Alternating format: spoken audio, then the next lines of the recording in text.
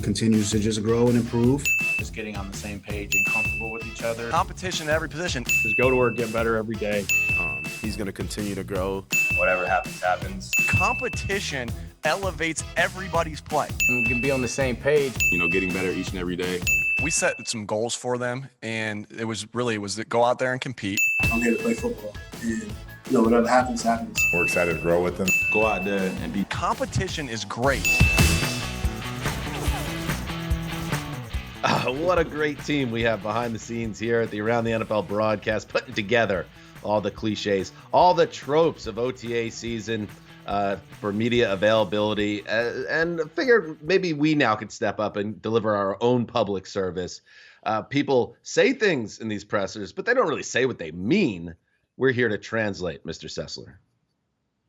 Yeah, I mean, this show it is about this. We go from disgruntled quarterback and Aaron Rodgers to disgruntled wide receiver and Julio Jones, back to Green Bay to talk to running back Aaron Jones about the progress of Jordan Love, the second-year quarterback, the first-round draft pick, who has sort of served as an inciting incident to endless chaos. Let's see what Aaron Jones had to say about Love's progress.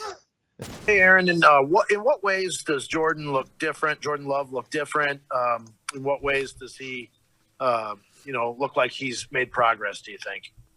You can tell he's a lot more comfortable out there. Just even from communicating in the huddle to the command of the huddle to just everything. He's had a year under his belt. Like I said, he's had time to watch and learn, and so you can tell it's a little bit different from what it was before. And he's going to continue to grow, and I'm happy to be here working with him. Well, okay. I'm sure you're happy to be working with him, but if you're someone that in the offseason, unaware of what was going to happen in Green Bay, decided, I'm going to sign a 4-year contract extension with the Packers. The money's nice, but if Aaron Rodgers is suddenly in Denver 2 months from now, this Aaron is going to be quite annoyed, gentlemen. Maybe Jordan Love does look great. I mean, this was a guy that everyone, maybe, I think so. I was also taking Aaron Jones has the same problem I do, where his eyes are just too watery. It always looks like I'm crying and I'm just like wiping. But no, it's just like a problem that we have to go through. Aaron Jones, how can you not be impressed with Jordan Love? This guy is very physically talented. There is a chance that Jordan Love could be awesome. Like, we shouldn't totally eliminate that. And you're also, don't overlook the possibility of what the previous question was for Aaron Jones. They could have asked him about a dog that ran away from home when he was 7, and he was just kind of going off on that, and he got emotional. That's true. Now we're moving back to football questioning. Yeah, he could be good, but it is one of my favorite of all the tropes of the offseason is second-year quarterback. Everything is slower for me now, and that's what they're saying here, that Jordan Love has more command and all that stuff. We'll see.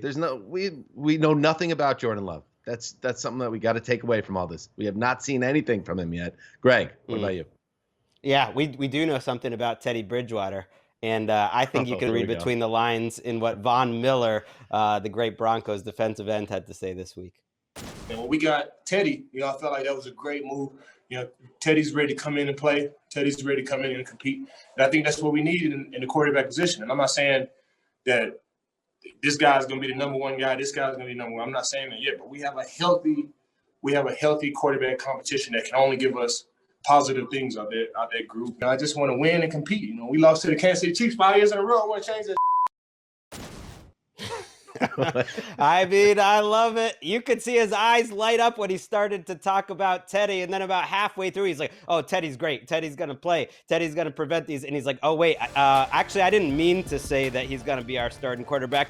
But he's going to be. Like, stop messing with that hero ball stuff that I've been playing with for the last 5 years. We got a top 5 defense. We can go. All we need is a quarterback that doesn't turn the ball over. So stop trying to be a hero, and let's get a new guy in there. That's what Von Miller was saying.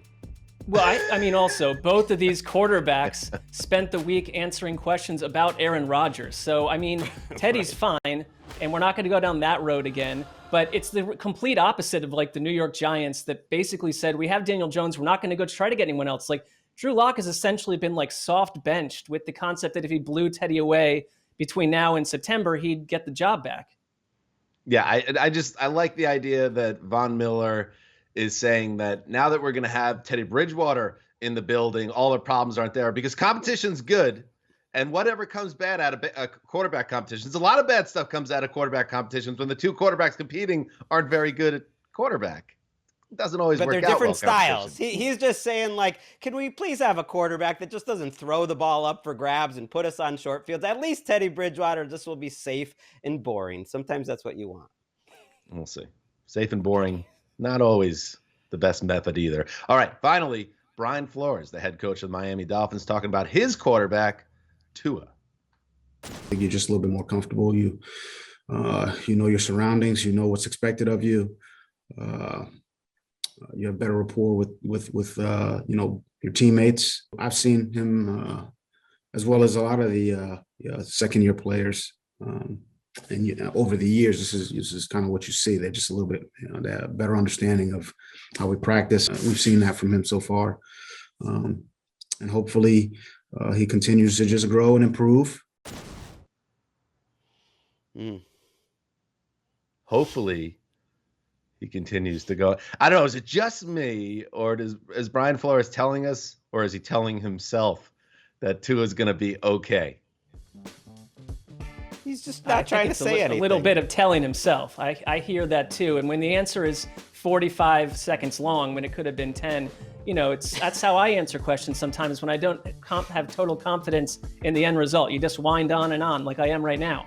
I think he's just trying to put the media to sleep. It's the old Belichick method. He does have that nice, bass in his voice. It almost sounds like one of those comm app readers. Flores would be good at that. He's just trying to say nothing.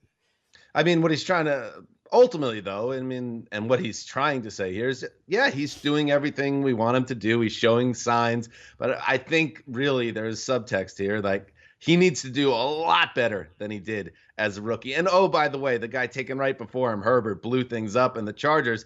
And Brian Flores, he's thinking to himself, oh no, if this doesn't work this year, everything that we've been building toward takes a massive detour, and not in a good way, because they will then have to be back in the quarterback market next year. You could build up the team the right way, as the Dolphins have done in recent years, but if you don't have that quarterback, you still have a long way to go. This is a big year for Tua,